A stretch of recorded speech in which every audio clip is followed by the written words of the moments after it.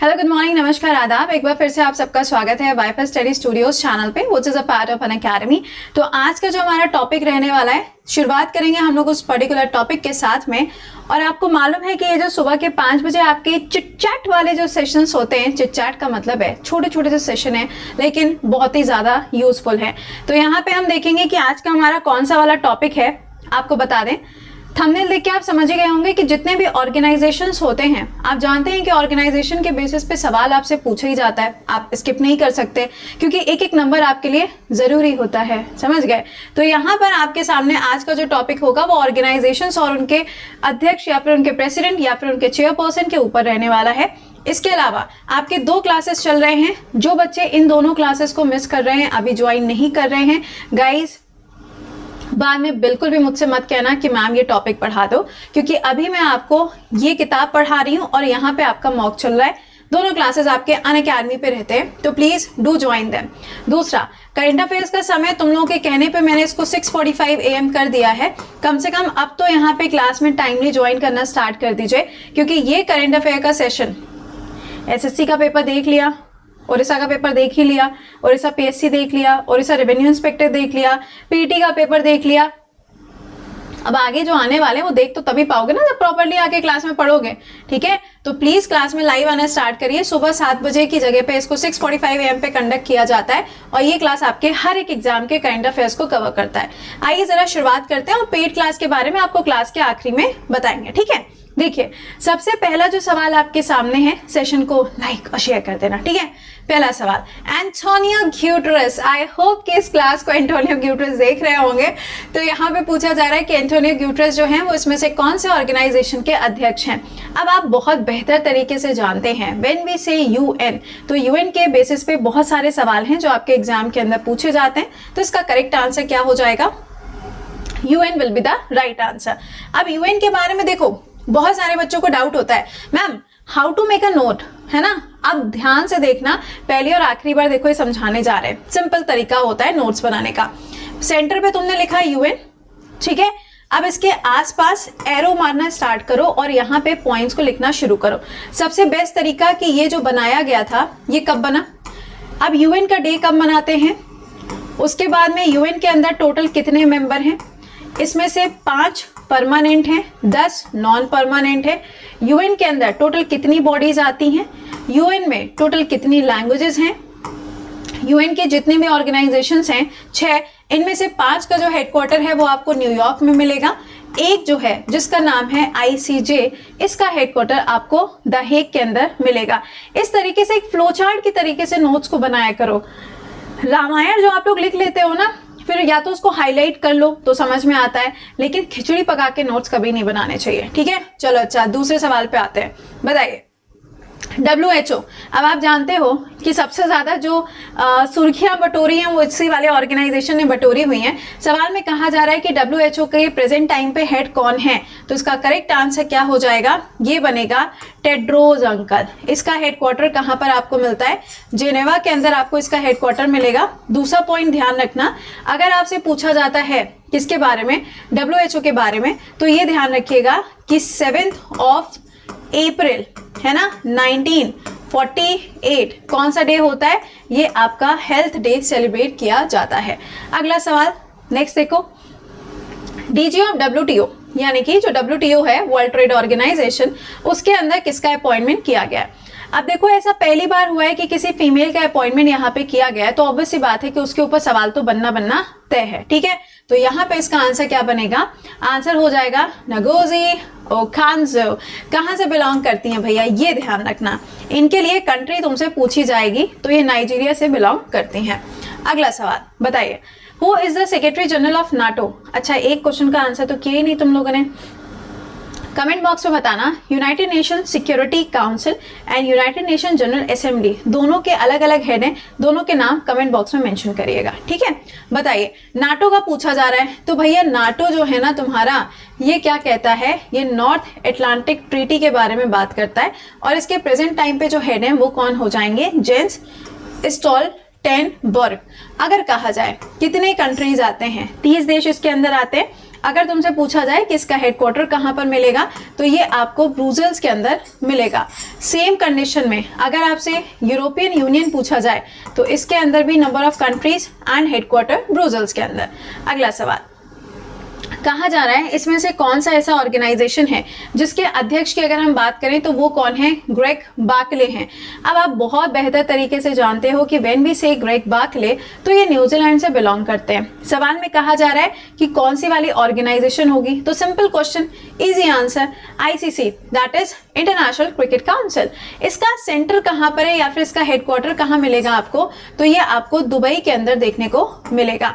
Important, अभी T20 के जो मैचेस हैं वो भी यूएई के अंदर होंगे, साथ में 2023 का जो वर्ल्ड कप होना है वो भारत के अंदर ऑर्गेनाइज किया जाएगा। सितंबर आ ही चुका है, आपको याद होगा कि जो आईपीएल है उसके जो बचे हुए मैचेस थे वो कहां पर होंगे, वो भी यूएई के अंदर ही कंडक्ट किए जाएंगे। ठीक है, तो ग्रेग बार्कले का नाम याद रखिएगा। अगला सवाल, थॉमस बाच, अब ये कौन है? अरे ये वही अंकल है जिन्होंने कहा था कि सियोल प्राइज जो है, सियोल अवार्ड जो है वो मैं ना लेने आ रहा। क्यों? अरे कोरोना चल रहा था रे बाबा। तो इसका आंसर क्या हो जाएगा, ये बनेगा इंटरनेशनल ओलंपिक कमेटी, जिसका हेडक्वार्टर कहाँ पे मिलेगा, कमेंट बॉक्स के अंदर छाप के बताना फटाफट से। ठीक है, फीफा का हेडक्वार्टर ज्यूरिच के अंदर है, आईसीजे का हेडक्वार्टर द हेग के अंदर है, WWF की बात करोगे या फिर IUCN की बात करोगे तो IUCN का हेडक्वार्टर आपको ग्लैंड के अंदर देखने को मिलेगा। ठीक है, चलिए अच्छा नेक्स्ट क्वेश्चन पे आइए। जिन लियोकिन ये कहाँ के अध्यक्ष हैं या फिर ये कहाँ के प्रेसिडेंट हैं, तो इसका राइट आंसर बनेगा AIIB। अब ये क्या है, ये है एशिया का इंफ्रास्ट्रक्चर बैंक। इसको किसने बनाया है, चाइना ने बनाया है। इसके अंदर इंडिया है क्या, जी हाँ। अब इसके अंदर सबसे ज्यादा शेयर किसका है, चाइना का ही होगा, ऑब्वियस सी बात है। सेकेंड पॉइंट ये आता है सार्क। पहले AIIB का हेडक्वार्टर भी देख ही लेते हैं। इसका हेडक्वार्टर आपको मिलेगा बीजिंग के अंदर, सार्क का हेडक्वार्टर काठमांडू के अंदर, ADB का हेडक्वार्टर कहाँ पे मिलेगा, ये हो जाएगा मनीला के अंदर। मनीला है, सुबह सुबह वेनिला आइसक्रीम ना याद आ जाए।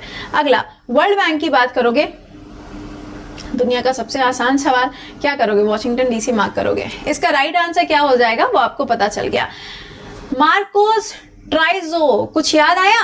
देखो अगर तुम 6:45 AM का करंट अफेयर्स का क्लास पढ़ रहे हो तो डेली डेली तुमको एक एक पढ़ने को मिलता रहेगा, क्योंकि हर दिन कोई ना कोई ऑर्गेनाइजेशन आपके न्यूज में आती है, लेकिन तुम पढ़ो तो सही, है ना। कुछ बच्चे होते हैं, मैम UPSI का पेपर आ रहा है, मैम UPSI के ऊपर कुछ करा दीजिए। फिर उसके बाद में जब अगला वाला पेपर आने वाला होता है, मैम ये वाला पेपर आ रहा है, मैम ये थोड़ा सा अलग से करा दीजिए। भाई अलग से कुछ नहीं होता है, अलग से वाला जो फितूर है ना वो तुम्हारे दिमाग में कहीं पे जाके लॉन्ग टर्म मेमोरी में सेव हो गया है, होता अलग से कुछ नहीं है। GS GK करंट अफेयर्स में अलग से क्या होगा भाई, वही घुमा फिरा के तुमसे पूछेगा। ठीक है, तो यहाँ पर चीजों को साथ साथ में बस पढ़ते जाओ, इतना जरूरी है। ठीक है, चलिए अच्छा बताइएगा यहाँ पे ये किसके हेड है, तो इसका आंसर क्या हो जाएगा, ये NDB के हेड है। और NDB का जो हेडक्वार्टर है वो आपको कहाँ मिलेगा, ये आपको शंघाई के अंदर देखने को मिलता है। और ये ध्यान रखना कि जो NDB है ये किसका बैंक है, तो this is a bank of BRICS. BRICS की जब बात आएगी तो 2009 में इसको बनाया, 2010 में साउथ अफ्रीका इसका हिस्सा बना, और इस बार की जो मीटिंग है वो 13th नंबर की, और इंडिया इसको होस्ट कर रहा है। ब्रिक्स का हेडक्वार्टर ना बाबा ना, इसका कोई हेडक्वार्टर नहीं है। अगला नाम है मित्सुगो असाकावा। ओहो, असाकावा अंकल फाइनली आ ही गए। तो असाकावा अंकल के बारे में बात करेंगे। ये ADB के हेडक्वार्टर के अंदर ही बैठते हैं भाई साहब, और असाकावा अंकल जापान से बिलोंग करते हैं।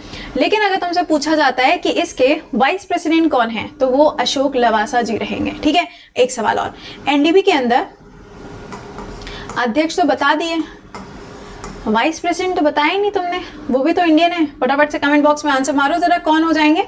अगला सवाल, क्रिस्टियाना जॉर्जिएवा, आपसे पूछा जा रहा है कि ये कहाँ की हेड है। तो पहले तो ध्यान रखिएगा, चीफ इकोनॉमिक एडवाइजर पूछा जाएगा, तो गीता जी का नाम आपको पता होना चाहिए। और अगर ये सवाल पूछा जाएगा तो IMF की ये हेड हैं। कहाँ से बिलोंग करती हैं, बुल्गारिया से बिलोंग करती हैं। IMF जो है ये भी कब बना था, तो ये भी वर्ल्ड बैंक के साथ में ही बनाया गया था। और इसको और वर्ल्ड बैंक दोनों को हम कहते हैं क्या, ब्रिटेन वुड्स कॉन्फ्रेंस के नाम से जानते हैं। IMF के अंदर टोटल नंबर ऑफ कंट्रीज कितनी हो गई हैं, 190 हो गई हैं। अगर तुमसे कहा जाता है कि लेटेस्ट वाली कंट्री कौन सी है, तो इसका आंसर क्या बनेगा,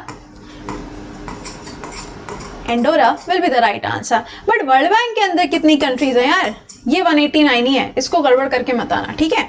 चलो अच्छा देखो ओपेक लिखा हुआ है यार, इसके बारे में भी तो बात कर लो, बुरा मान जाएगा। देखो एक होता है OECD, एक होता है ओपेक, ठीक है। तो यहाँ पे ये ध्यान रखना, ओपेक का हेडक्वार्टर वियना में है, OECD का जो हेडक्वार्टर है वो आपको पेरिस के अंदर मिलेगा। अगला सवाल, वर्ल्ड बैंक के अध्यक्ष का नाम क्या है? ये हो जाएंगे डेविड मालपास। डेविड मालपास कहाँ से बिलोंग करते हैं? तो ये यूएसए से बिलोंग करते हैं, और एंटोनियो ग्यूटरेस जो थे वो पोर्तुगल से बिलोंग करते हैं। अगला सवाल, सेबी के अध्यक्ष, अच्छा एक चीज कुछ छूट रहा है, हाँ FATF का हेडक्वार्टर, वैसे मेरी कोशिश रहेगी कि हेडक्वार्टर के बेसिस पे आपका एक क्लास ले लिया जाए कि इन ऑर्गेनाइजेशंस के हेडक्वार्टर कहाँ पर हैं, बट अभी फिलहाल इसको खत्म करेंगे, उसके बाद में हेडक्वार्टर्स पे आएंगे जिसमें FATF ये सारी चीजें आएंगी। हाँ जी सेबी, यार अभी 2 दिन पहले ही पढ़ाया है। आंसर क्या होगा? Ajay Tyagi is the right answer. देखो एक है सिडबी, एक है सेबी। सिडबी का हेडक्वार्टर लखनऊ में है, सेबी का हेडक्वार्टर मुंबई के अंदर है, तो दोनों में कंफ्यूजन नहीं होना चाहिए। अगला सवाल बताइए, कहा जा रहा है pension fund regulatory development authority के हेड कौन है? देखो ये तो हम बता रहे हैं, लेकिन तुम मुझे बताओगे CBDT के हेड के रूप में किसका अपॉइंटमेंट कल किया गया है? कल ही तुमको पढ़ाया था मैंने सुबह की क्लास में, अब तुम मुझे आंसर करके बताओ। हाँ जी, इसका आंसर क्या हो जाएगा? सुप्रतिम जी को अभी हाल ही में अपॉइंट किया गया है। अगला सवाल, national bank for agriculture and rural development यानी कि नाबार्ड, नाबार्ड के हेड कौन है? तो इसका आंसर क्या होगा? छंठाला जी। कुछ याद आया?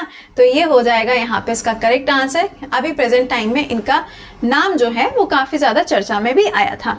अगला सवाल, कहा जा रहा है small industries development bank of India यानी कि सिडबी के बारे में बात हो रही है, सिडबी के हेड प्रेजेंट टाइम पे कौन है? तो इसका आंसर क्या हो जाएगा?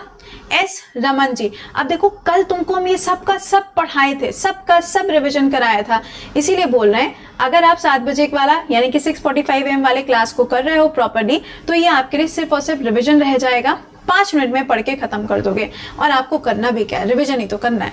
अगला सवाल, नेशनल हाउसिंग बैंक का अध्यक्ष कौन है? तो इसका आंसर क्या बनेगा? शरद कुमार होटा जी को रिसेंटली अपॉइंट किया गया था। अगला है ट्राई। देखो ये सवाल तो बैंकिंग में और आपके रेलवे में और SSC में तीनों में आया, ठीक है।